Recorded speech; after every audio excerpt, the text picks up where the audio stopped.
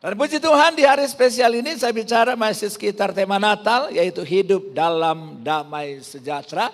Bisa ditayangkan PowerPoint saya. Bisa kita baca, saudara kasih Tuhan ya. Sudah ditayangkan, terima kasih buat rekan-rekan. Kita baca sama-sama hidup dalam damai sejahtera. Bisa next, kita lihat ayatnya. Saya kutip dari Lukas pasal 2 ayat 8 sampai 20. Memang agak panjang, tetapi supaya kita mengerti konteksnya. Dan saya percaya hari ini kita diberkati. Amin. Kita baca bergantian, saya baca ayat yang genap, lalu Bapak Ibu sekalian bisa membacakan ayat yang ganjil. Ayat 8, demikian firman Tuhan. Di daerah itu ada gembala-gembala yang tinggal di padang menjaga kawanan ternak mereka pada waktu malam. Silakan Bapak Ibu.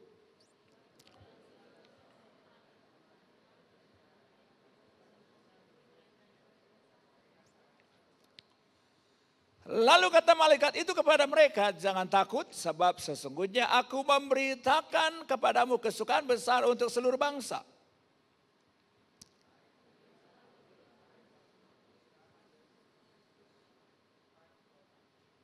Next, ayat 12. Dan inilah, ayat 12, dan inilah tandanya bagimu, kamu akan menjumpai seorang bayi dibungkus dengan lampin dan terbaring di dalam palungan.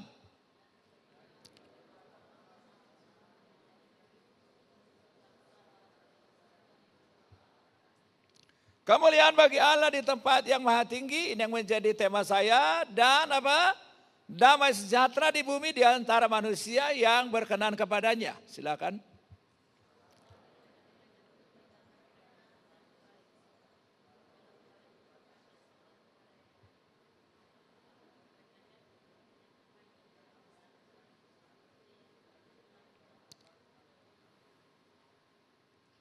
(16) Lalu mereka cepat-cepat berangkat dan menjumpai Maria dan Yusuf dan bayi itu yang sedang berbaring di dalam palungan.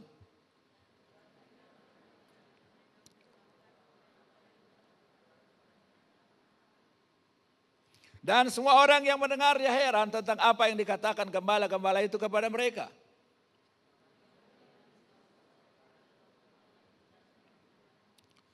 Maka kembalilah gembala-gembala itu sambil memuji dan memuliakan Allah karena segala sesuatu yang mereka dengar dan mereka lihat semuanya sesuai dengan apa yang telah dikatakan kepada mereka. Coba next sekali lagi, kita lihat pendahuluan yang saya tulis. Saya tulis seperti ini, kita baca sama-sama. Tuhan menciptakan dan merencanakan agar manusia hidup dalam damai sejahtera. Namun setan dan anak-anak dunia akan terus bekerja keras untuk menggoda, menawarkan apa saja, dan melakukan apa saja untuk merusak dan mencuri damai sejahtera dalam kehidupan orang percaya. Jadi saudara dikasih Tuhan, yang saya pahami bahwa ternyata hal yang paling membanggakan, hal yang paling membahagiakan buat kita adalah karena kita tahu kita adalah ciptaan dan direncanakan Tuhan. Amin. Bilang sama-sama, saya diciptakan oleh Tuhan. Bangga enggak kalau Tuhan yang menciptakan? Orang kalau beli barang dari Paris, bangga ya? Karena dibuat di Paris. Beda dengan kalau beli barang dari Cibaduyut.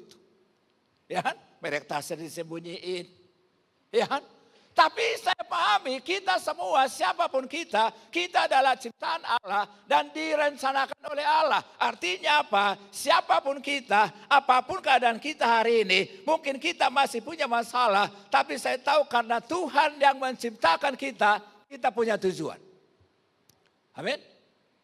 Bilang sama-sama, saya diciptakan oleh Tuhan. Bilang kiri kanannya, jangan macam-macam sama saya. Ya kan? Jadi kita mesti sepakat dulu Bapak Ibu, kenapa kita damai sejahtera? Karena kita sadar apapun keadaan kita hari-hari ini. Tapi mungkin orang bilang sama saya, tapi kan Pak Pendeta, saya akan lahir hasil dari iseng-iseng. Siapa di sini yang lahir dari iseng-iseng? Tahu maksudnya ya iseng-iseng ya? Jadi Joko dan Amina, ya kan? Iseng-iseng pacaran di pos sapam. Tiba-tiba dia hamil. Itu namanya iseng-iseng. Ya kan? Ada orang bilang, Pak Pendeta, bagaimana saya bahagia? Saya akan lahir dari keluarga yang tidak jelas. Saya akan seorang buangan. Saya akan cuma anak yatim piatu. Tapi dengar baik ini, siapapun kita, kalau sampai ada kita di dunia, itu enggak kebetulan, itu bukan sebuah takdir. Tapi karena saya percaya, Tuhan punya rencana dalam hidup kita. Amin. Saya mau tanya Bapak Ibu, kalau Tuhan yang menciptakan, hasilnya hebat gak? Halo. Kira-kira kalau Tuhan yang menciptakan, hasilnya bisa kacau gak? Pasti gak kacau ya. Beda dengan kalau manusia yang menciptakan, manusia yang merencanakan. Memang ada masanya awalnya kelihatannya keren. Betul ya? Saya udah lihat beberapa ya Bapak Ibu ya. Hasil dari pernikahan di gereja kita. Wow, didesain dengan pernikahan yang luar biasa. Betul gak? Pestanya dibuat outdoor. Di Bali. Wow, keren. Kira-kira berapa habis? Saya dengar sih bisa 7 miliar. Keren juga itu ya. Ya. Tapi pertanyaan saya, apakah yang kelihatannya mahal, apakah yang kelihatannya mewah, kalau manusia yang merencanakan, apakah sudah yakin itu awet sampai akhir?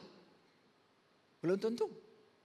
Ada banyak orang yang kelihatannya awalnya hebat, awalnya mulai kerja luar biasa, tapi karena dia hidup di luar rencana Tuhan, hasilnya bisa kacau.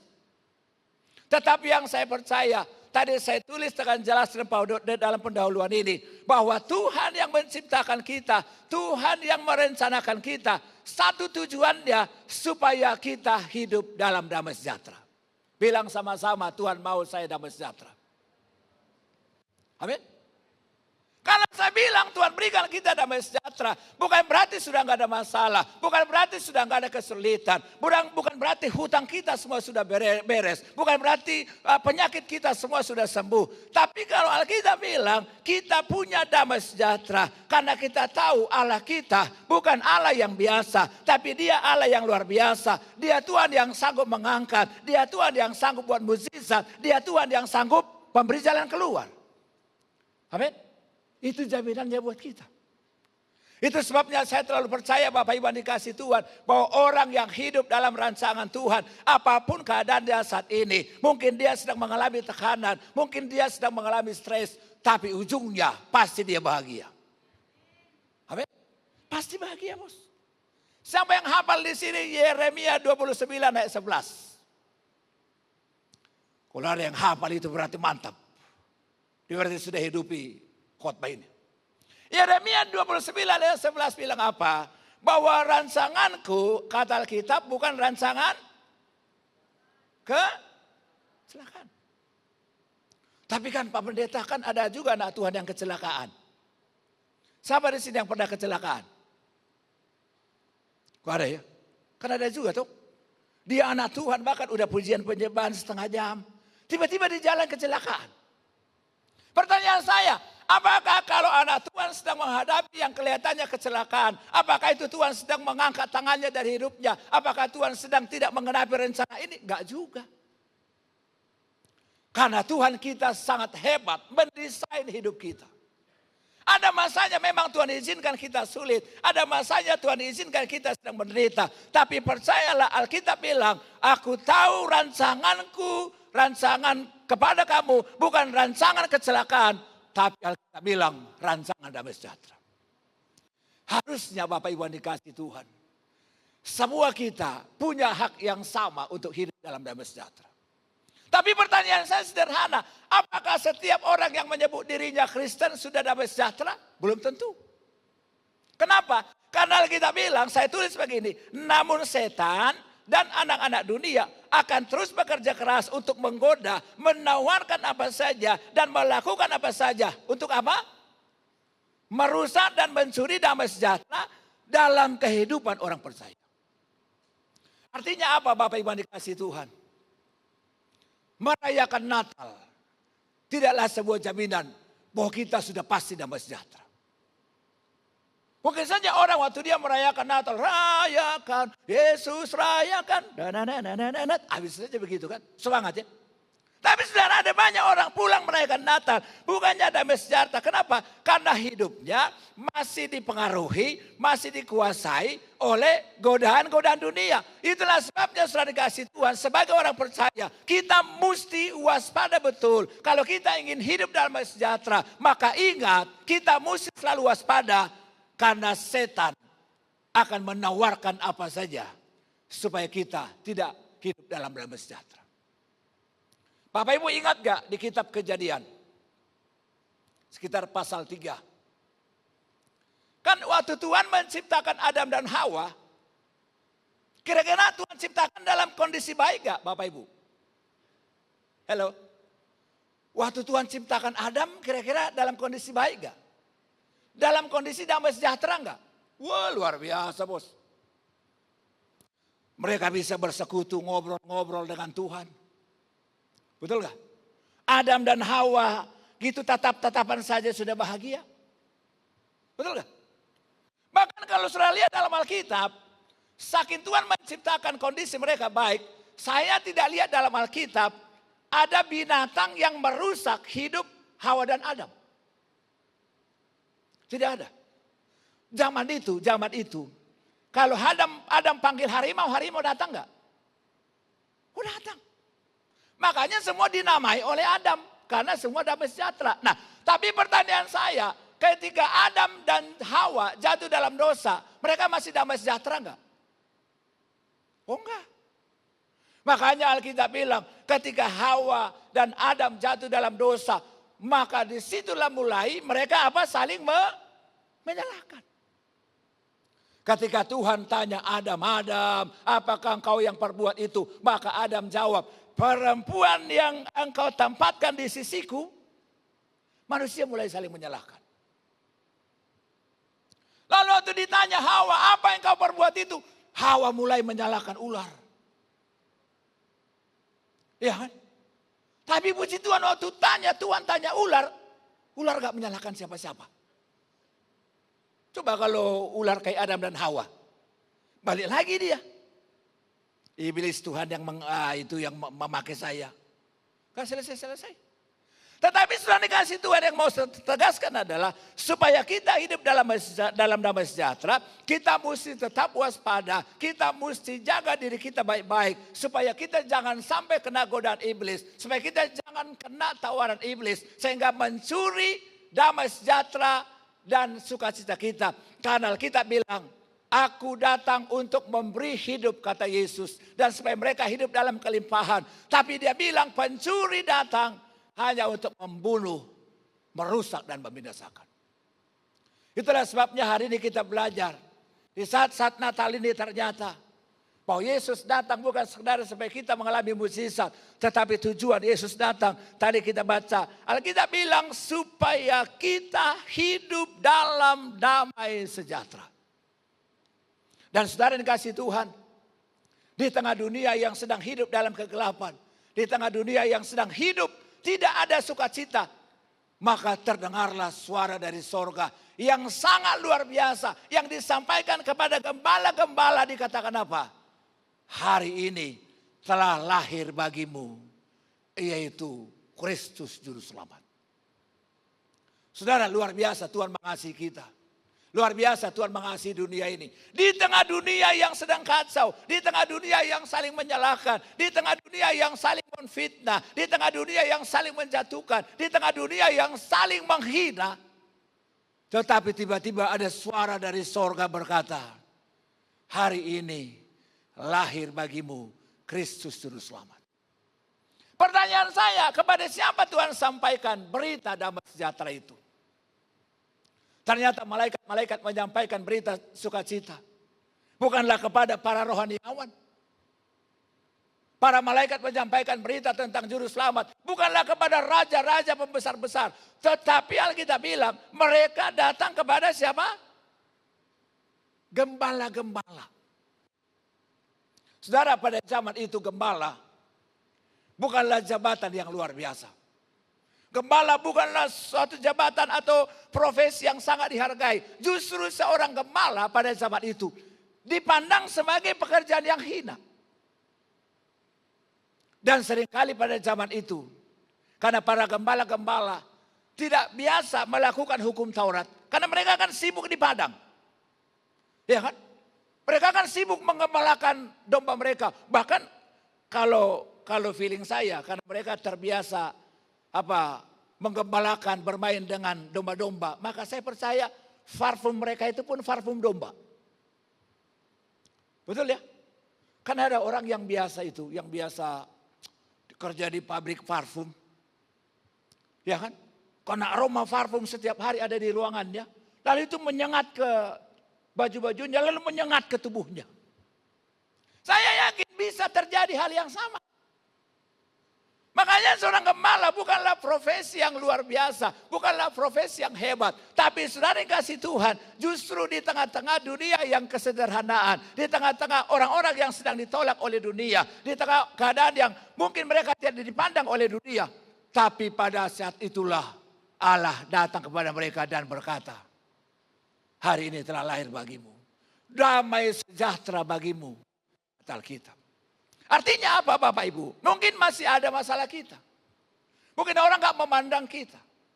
Mungkin orang bilang, lu kan gak siapa-siapa. Lu kan cuma orang rendahan. Lu kan cuma minoritas. Lu kan cuma orang yang gak mampu. Tapi dengan baik ini, Tuhan datang bukan kepada orang yang hebat. Tuhan datang bukan kepada orang-orang yang sombong. Tapi Alkitab bilang, dia datang kepada para gembala-gembala yang merasa dirinya rendah. Yang merasa dirinya dihina. Yang merasa dirinya tidak mampu. Yang merasa dirinya sedang hidup dalam ketakutan. Dan malaikat itu bilang, damai sejahtera di bumi di antara mereka yang berkenan kepadanya. Artinya apa Bapak Ibu yang dikasihi Tuhan? Apapun keadaan kita saat ini, mungkin kondisi kita masih belum membaik, tapi percayalah damai sejahtera kita tidak ditentukan apa yang kita miliki. Amin. Damai sejahtera kita tergantung lahirnya juru selamat. Itu sebabnya saya tulis begini. Coba lihat slide yang kedua. Setiap orang percaya, ini, setiap orang percaya harus menyadari bahwa damai sejahtera yang diberikan Tuhan berbeda dengan damai sejahtera yang apa? Diberikan oleh dunia. Coba kita baca ayat Yohanes 14 ayat 27. 1, 2, 3. Enggak yang tadi. 1, 2, 3. Damai sejahtera kutinggalkan bagimu. Damai sejahtera kuberikan kepadamu. Dan apa yang kuberikan tidak seperti yang diberikan oleh dunia kepadamu. Janganlah gelisah dan gentar hati. Hari-hari ini Bapak Ibu yang dikasihi Tuhan, kondisi dunia sedang menakutkan dan menggentarkan. Betul nggak Bapak Ibu? Prediksi para ahli, kadang-kadang saya ikuti, harga emas katanya tahun ini bisa 5 juta per gram. Artinya apa? Kalau harga emas naik berarti kan inflasi. Kelihatannya sih gaji kita naik kecil, tapi kalau inflasinya lebih tinggi maka kenaikan gaji kita tidak ada artinya. Tetapi hari ini dikatakan oleh Yesus, janganlah gelisah dan gentar hatimu. Kenapa? Karena damai sejahtera yang Yesus berikan tidak seperti damai sejahtera yang diberikan oleh dunia. Kalau dunia memberikan damai sejahtera, hanya sebentar saja. Betul gak Bapak Ibu? Ada orang bilang begini, aduh gua udah bosan gua hidup sendiri, ya kan? Udah cari-cari jodoh, belum ketemu-ketemu. Gimana kalau saya coba pergi ke night club? Atau gimana kalau saya coba pergi ke diskotik? Siapa di sini yang pernah ke diskotik? Saya udah duga itu pasti gak ada yang ngaku, ya kan? Atau memang betul-betul orang-orang baik-baik semua tuh, ya kan? Tapi kalau saya dulu pernah ke diskotik sebelum bertobat, ya kan? Jadi saya tahu artinya bagaimana mabuk, betul ya? Saya tahu artinya bagaimana kalau zaman kami dulu namanya cimeng. Siapa di sini yang tahu arti cimeng? Oh berarti ini generasi-generasi baik-baik ini. Ya kan? Kalau zaman kami artinya cimeng itu berarti ngelenting. Betul ya? Ya kan? Kan ada fase-fasenya tuh. Dari ganja, lalu naik ke inek. Inek ya, ekstasi ya. Dari ekstasi mulai masuk putau, dan lain-lain sebagainya. Tapi yang mau saya jelaskan adalah, memang sukacita yang diberikan oleh dunia, sifatnya sementara. Betul gak? Orang pikir begini, ayo kita nonton ke bioskop supaya kita damai sejahtera. Betul gak setelah orang nonton ke bioskop damai sejahtera? Betul ya? Saya sih nggak melarang orang ke bioskop. Betul, orang ke bioskop damai sejahtera. Tapi pertanyaannya, setelah pulang dari bioskop, selalu damai sejahtera nggak? Belum tentu juga. Ada yang bilang, aduh setelah pulang dari bioskop, kita dari 21, masalah saya jadi 22 katanya. Karena ternyata dia mau nonton bioskop, dia biaya karcisnya minjem.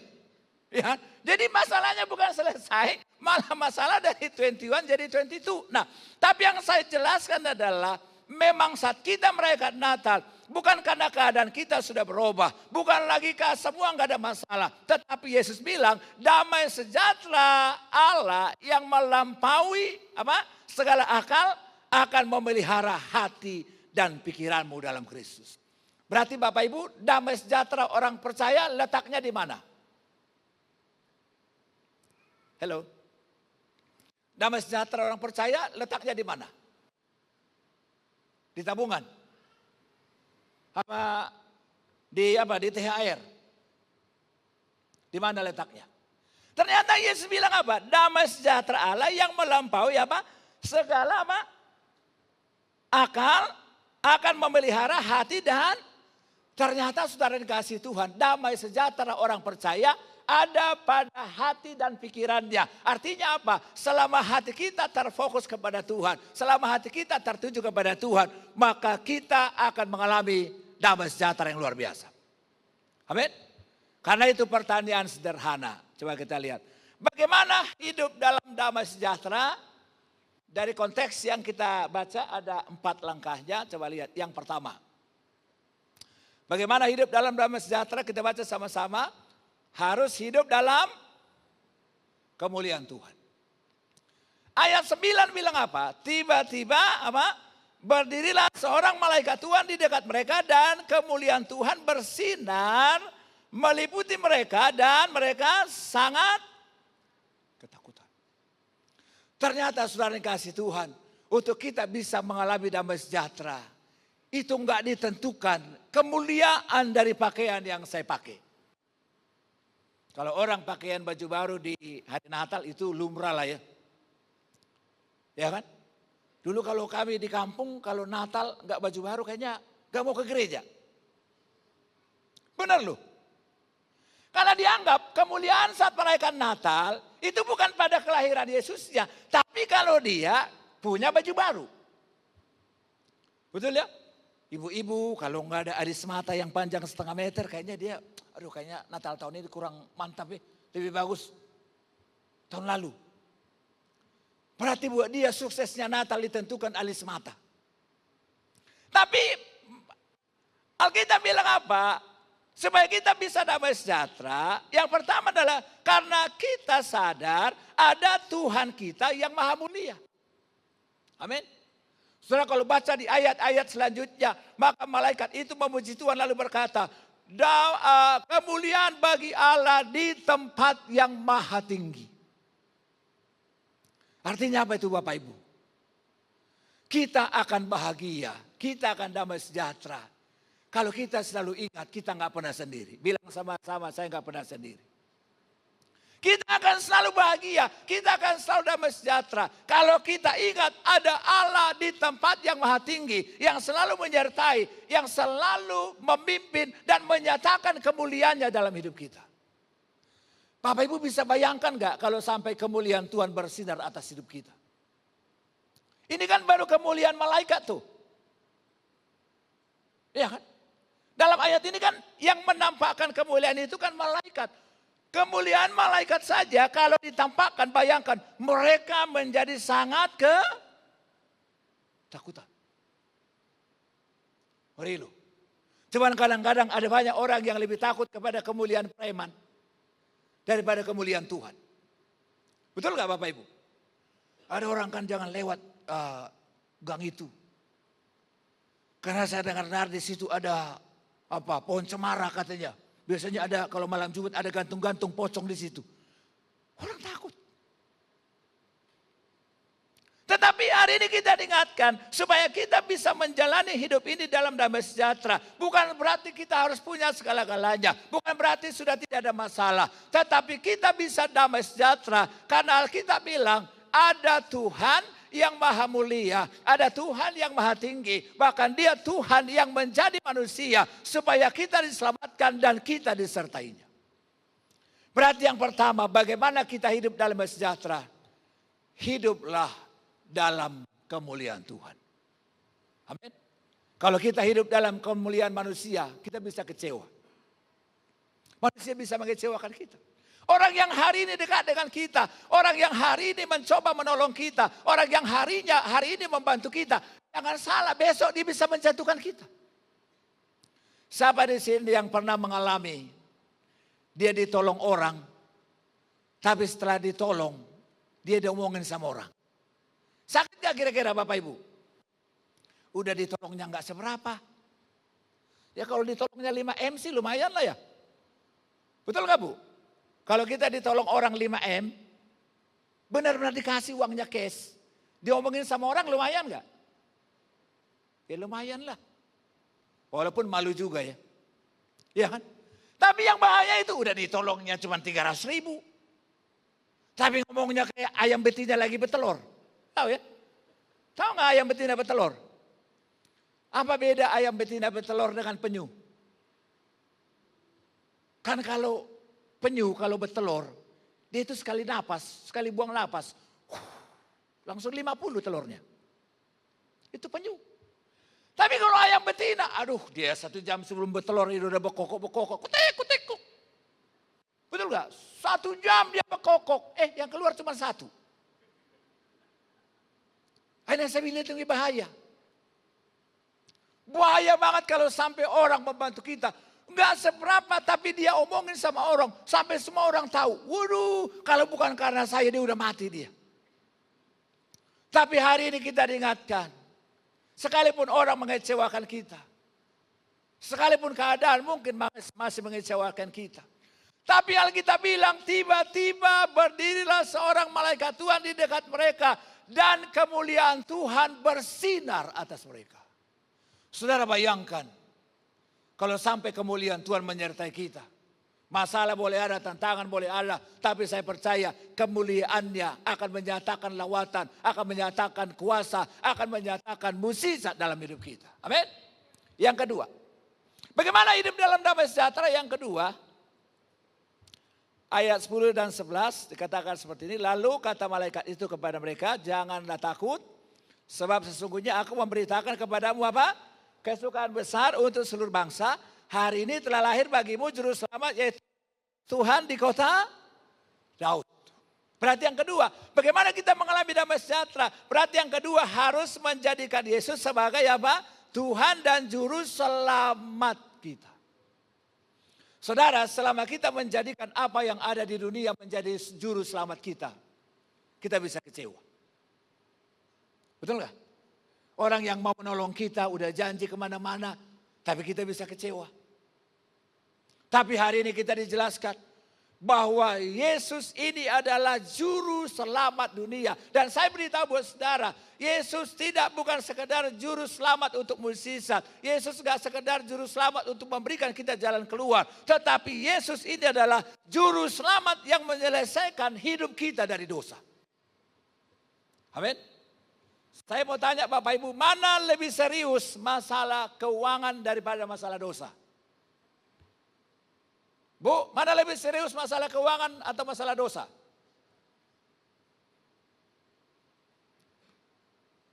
Kalau Pak Gembala ini ditanya terus nih sampai dijawab ini. Cuman saya, kalau Bapak kan bisa lucu ya walaupun ditanya terus ya. Nanti gua tanya 2 kali jemaat kecewa kan jadi nggak usah lah ya. Tapi sekali lagi Bu, mana lebih serius masalah utang uang atau utang dosa?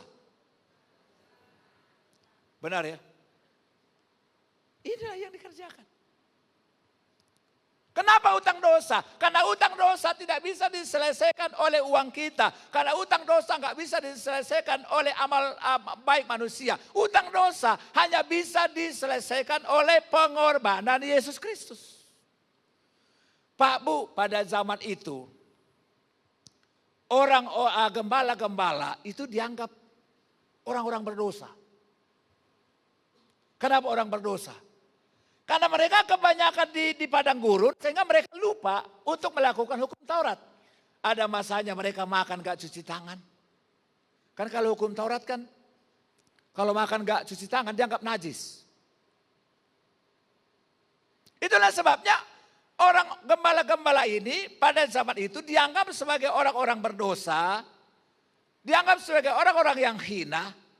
Tetapi kepada mereka terdengar suara dari sorga berkata, jangan takut sebab sesungguhnya aku memberitakan kepadamu kesukaan besar untuk seluruh bangsa. Hari ini telah lahir bagimu juru selamat, yaitu Kristus Tuhan di kota Daud. Mungkin kita berkata, Pak Pendeta, saya kan punya masa lalu sangat suram. Begitu banyak dosa saya. Begitu banyak kelemahan-kelemahan dalam hidup saya. Tapi hari ini kita diingatkan, berita baik dari sorga. Kesukaan besar katanya, Kristus datang untuk menyelamatkan dan menebus kita dari dosa. Yang ketiga, bagaimana hidup dalam damai sejahtera Tuhan? Coba kita lihat ayat 14. Kemuliaan bagi Allah apa? Sama-sama di tempat yang maha tinggi dan apa? Damai sejahtera di bumi di antara manusia yang, coba saya tanya Bapak Ibu ya, apakah bisa menganalisa ayat ini? Kira-kira siapa sih yang mengalami damai sejahtera di bumi ini? Hello. Sama kira-kira yang akan mengalami damai sejahtera di bumi ini. Kan sekarang ini kan banyak kan gereja mega church ya. Iya kan? Ada orang bilang begini, Pak Pendeta, kalau mau damai sejahtera harus bergereja di gereja itu. Kira-kira menurut Bapak Ibu betul gak itu? Hello. Apakah damai sejahtera kita ditentukan oleh gereja? Wah juga. Saudara baca betul ayat ini. Siapa sih orang yang mengalami damai sejahtera? Dikatakan di sini, kemuliaan bagi Allah di tempat yang maha tinggi dan damai sejahtera di bumi di antara manusia yang berkenan. Berarti kalau saya ditanya, Pak Pendeta, siapa sih yang setelah merayakan Natal mengalami damai sejahtera? Yaitu orang yang apa? Hidupnya berkenan. Sore saya ngomong ini, kita bisa merayakan Natal selama Desember ini 20 kali. Siapa di sini sudah merayakan Natal lebih dari 5 kali? Ada ya? Bagus ya. Saya mungkin udah di atas 10 kalau saya. Tentunya sebagai pelayan ya, melayani ya. Tapi poin saya pahami, orang yang damai sejahtera bukan ditentukan seberapa banyak dia merayakan Natal. Bukan ditentukan betapa hingar-bingar acara ritual pre-Natal. Bukan ditentukan siapa yang khotbah. Bukan ditentukan oleh kesaksian pujian yang didengar saat Natal. Tetapi ternyata orang yang mengalami damai sejahtera harus hidupnya berkenan kepada Tuhan. Amin. Gak mau tahu apa yang saudara pakai. Gak mau tahu apa yang saudara makan hari ini. Tapi kalau hidup kita nggak damai sejahtera, kalau nggak berkenan kepada Tuhan, percayalah kita nggak akan damai sejahtera. Karena ada kadang-kadang orang dia pikir kalau sudah merayakan Natal maka udah pasti damai sejahtera. Belum tentu. Kalau sekedar merayakan Natal, orang mabuk juga di saat Natal merayakan Natal. Betul nggak Bapak Ibu? Ada nggak rekan saudara yang sebelum Natal main judi dulu? Ada nggak rekan saudara yang sebelum merayakan Natal mabuk dulu? Dulu kami punya sejenis trio ya kategori amatir lah ya. Jadi kami diundang di gereja-gereja kecil, karismatik nyanyi, ya, kesaksian. Tapi kalau kami mau kesaksian, kami nggak doa dulu. Bukan kita nggak doa, nggak penyembahan, nggak ada itu. Pokoknya sebelum kami tampil, apa yang kami lakukan? Biasanya minum minuman keras. Kenapa sebelum tampil kita minum keras? Sebenarnya nanti kalau kita kesaksian, kalau nyanyi gak malu. Biasanya kalau kita gak mabuk kan malu kita ya. Gak pede ya. Tapi saudara-saudara kita mulai mabuk, mulai nyanyi juga mantap. Tapi yang buat kami waktu itu sadar, pendetanya bilang begini, memang suara anda ini bagus katanya, lumayan memberkati. Tapi kalau mau jujur, urapannya bukan urapan dari Roh Kudus katanya. Rasanya itu urapan anggur katanya. Karena udah bau anggur minuman keras. Betul loh. Ada orang merayakan Natal tapi hidupnya masih mabuk. Ada orang merayakan Natal tapi hidupnya masih berzina. Ada orang merayakan Natal tapi hidupnya masih kikir. Tapi hari ini kita diingatkan, orang yang mengalami damai sejahtera bukan tergantung seberapa banyak yang dia punya. Tetapi Alkitab bilang, orang yang mengalami damai sejahtera adalah orang yang berkenan kepada Tuhan. Amin. Berkenan kepada Tuhan. Ada di Papua ya, di wilayah timur. Saat perayaan Natal kayak tadi malam tanggal 24. Waduh itu. Preman mabuknya luar biasa. Mabuk semabuknya. Karena memang di beberapa daerah, Bapak Ibu, kayak di daerah saya. Di Tapanuli Utara. Biasanya kalau Natal itu kita kesempatan untuk minum. Jadi orang tua bilang walaupun anaknya masih SD, wah nggak apa-apa nak, karena ini Natal nggak apa-apa minum minuman keras. Ya kan? Lalu di Papua ada itu nyong. Saking dia merayakan Natal sukacita, mabuk semabuk-mabuknya. Sampai dia lupa mana gereja, mana rumahnya. Ya tiba-tiba karena dia sakit mabuknya, dia lupa. Ternyata dia bukan pulang ke rumah, dia terdampar ke gereja. Dia tidur di gereja semalam-malaman. Ya kan? Tiba-tiba hari tanggal 25 pagi datang pendeta ke gereja. Dia tanya, Bung, kenapa tidur di gereja? Karena dia tahu pendeta, dia nggak jawab itu tuh, dia nggak jawab karena mabuk enggak, tapi dia tutupin. Dia bilang dia pakai ayat. Pak pendeta, bukankah ada firman berkata bahwa aku harus tidur di rumah bapakku? Katanya, coba pakai ayat loh orang mabuk. Udah mabuk pakai ayat. Lalu pendeta nggak mau kalah. Kalau gitu kamu utusan Allah dong katanya. Kalau gitu kamu anak Allah dong. Lalu dia pakai ayat lagi. Itu Bapak sendiri yang menyatakannya. Coba, orang mabuk jago ayat. Saya lihat orang Bapak Ibu di gereja. Kumpul kebo, tahu kumpul kebo ya? Tahu ya? Gak menikah secara resmi, tapi satu rumah. Tapi kalau di gereja, penyembahannya kayak malaikat. Bukan cuma orang di sebelahnya yang gemetar, kursi-kursi goyang kalau di penyembahan. Tapi pertanyaan saya, apakah ketika dia penyembahan di gereja lalu bawa sukacita dalam hidupnya? Enggak juga, kacau hidupnya. Kenapa? Karena orang yang hidup dalam damai sejahtera bukan ditentukan di mana dia bergereja, bukan ditentukan seberapa hebat khotbah yang didengar. Tetapi Alkitab bilang, malaikat itu bilang, orang yang mau hidupnya bahagia, orang yang mau hidupnya diberkati, orang yang mau hidupnya damai sejahtera, tidak ada cara lain. Hiduplah berkenan kepada Tuhan. Amin. Orang-orang yang mau taat sama Tuhan pasti hidupnya berkenan. Yang terakhir, bagaimana hidup dalam damai sejahtera? Yang terakhir, coba kita lihat yang keempat, yang terakhir. Yang keempat ayat 20. Dikatakan begini, maka kembalilah gembala-gembala itu sambil memuji dan memuliakan Allah karena segala sesuatu yang mereka dengar dan mereka lihat semuanya sesuai. Bilang sama-sama sesuai. Dengan apa yang telah dikatakan kepada mereka. Berarti yang keempat, bagaimana supaya kita hidup dalam damai sejahtera? Yang keempat, harus mempercayai bahwa perkataan dan janji Tuhan pasti akan digenapi. Bilang sama-sama pasti. Saudara, kenapa para gembala-gembala ini mengalami damai sejahtera? Karena mereka percaya kepada janji Tuhan. Amin. Kan ceritanya kan waktu mereka masih di padang, masih di penggembalaan kan datang malaikat. Lalu mereka bilang, inilah tandanya bahwa nanti di Betlehem akan ada bayi dibungkus dalam palungan. Betul ya? Kayak gitu ya. Itu kan jauh jaraknya.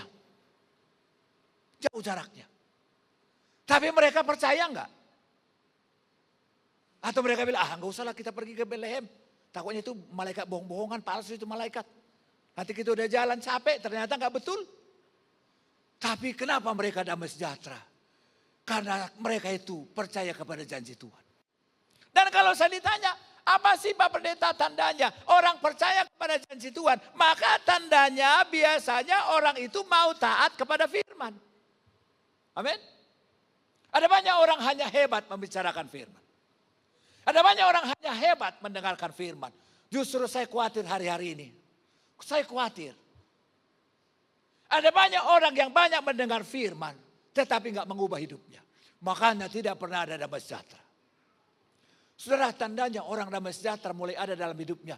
Dia semakin hari dia semakin taat kepada firman. Semakin hari dia semakin baik. Semakin hari semakin dilihat kuasa Tuhan.